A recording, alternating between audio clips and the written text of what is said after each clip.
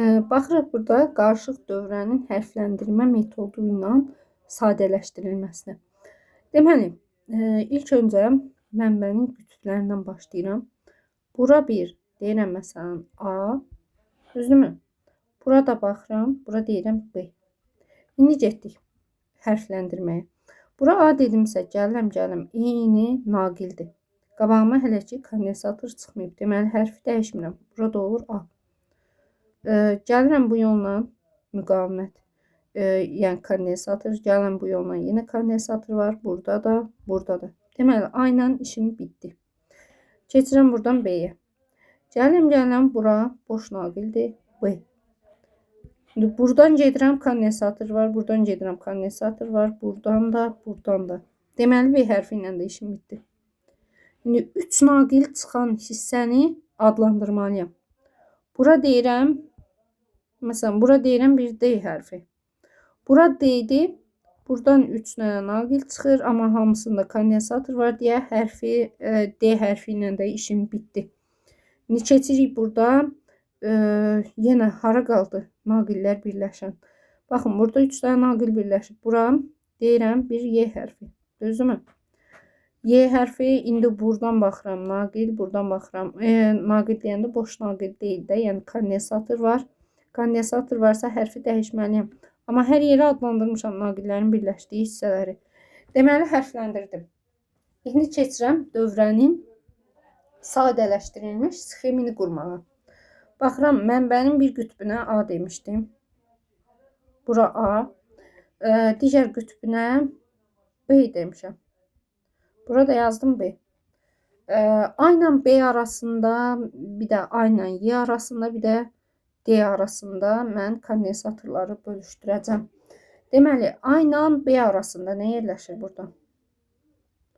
A ilə B arasında yerləşir 3-si. Çəkdim bunu 3-si. Bunu A ilə B arasında çəkdim. İndi keçirəm, burada Y hərfi var, düzdürmü? A ilə Y arasında nə yerləşir burada? Baxıram, gəlirəm, buradan bir çəkirəm bir Y hərfini, düzdürmü? Bura deyək bir Y. A ilə Y arasında nə yerləşib? 18-si. Çəkdik burada 18-sini. 18-si. Bu A ilə Y-nin arasında yerləşdi. Burada adda. A ilə Y arasında başqa bir şey qaldı? Xeyr. Deməli, A ilə Y ilə işim bitdi. Sonra Y ilə B arasında nə yerləşib burada? 4-si, 5-si. Keçirəm. Bunlar da paralel birləşdi. Hər ikisi Y ilə B arasındadır. Deməli, ben onu bölürəm 2 yerə. Birinə 4 seni qeyd edirəm. Birinə də 5 seni qeyd edirəm. Burada oldu 5-si. Bunlar da harda yerləşib? B ilə Y-nin arasında. Bunu biraz uzadaq. Burada deyək B.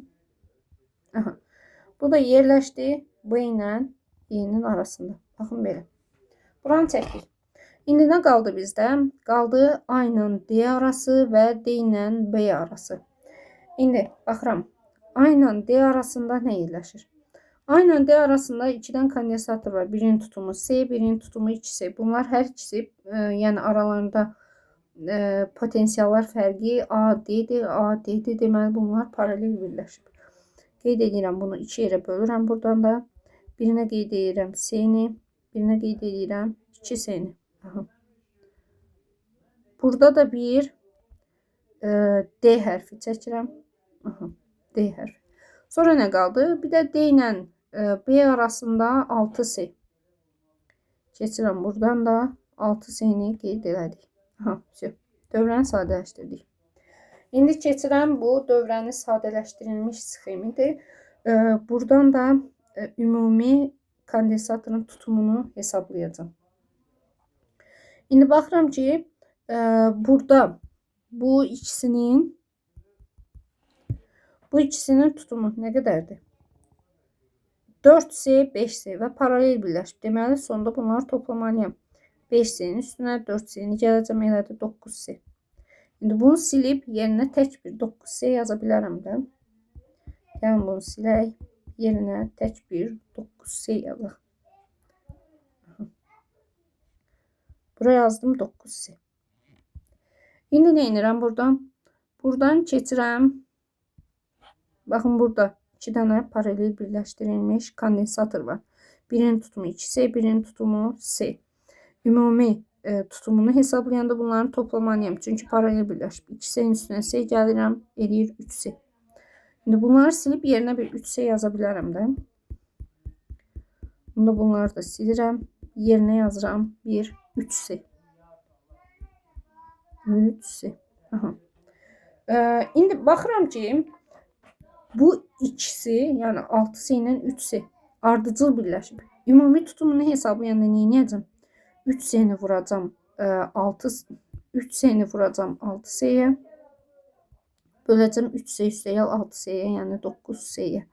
Bu da elədir 2S, yəni 18S bölünsün 9S. Deməli bunları silirəm. Yerinə nə yazıram? 2S. Yazdıq bura 2S. Aha. İndi altdakiləri 18S ilə 9S'ni ümumi tutumunu hesablayıram. 18S 9S necə birləşib? Ardıcıl. Deməli 18'i vurmalıyam 9'a, bölünəliyəm 18 üstəgəl 9'a. Deməli 18'i 9'a vuranda buradan 2, 7 də yadda 162. Bölürəm nəyə? 18'in də üstünə 9 eləyir 27. 162'ni də böləndə 27'yə eləyəcək 6. Deməli bunları da silip yerine bir 6S yaza bilərəm. Bunları da silək. Yerine yazaq bir 6S. Bunları da sildik, yazdıq yerinə 6S. İndi baxıram ki, dövrə sadələşdi.